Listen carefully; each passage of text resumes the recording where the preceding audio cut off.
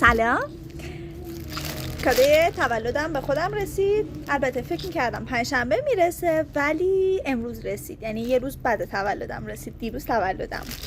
از آنلاین شاپ شادو آنلاین شاپ گرفتمش، لوازم تحریری و اینا داشت و بریم ببینیم چی.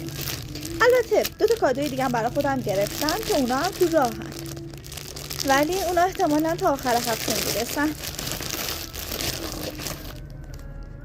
برای حدیث عزیزم شادو آنلاین شاپ یه پاسور مینی گرفتم برای خودم. خیلی عروسکی و بامزه است. وای باورتون نمیشه،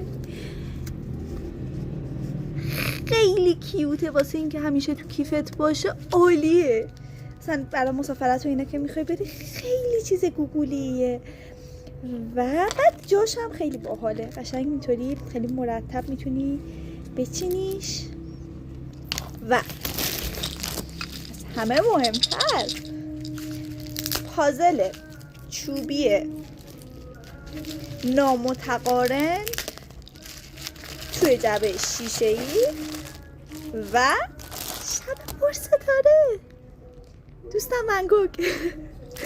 خیلی خوشگله، بعد خیلی جالبه. این ببینید هیچ کدوم از تیکه هاش شبیه هم نیست، بعد خیلی خوشگله، خیلی دوستش دارم.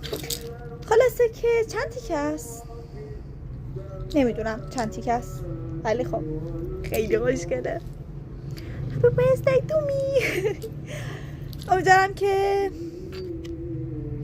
کادوهای دیگه هم برسه، اونا رو هم زودتر با هم دیگه آنباکس کنیم.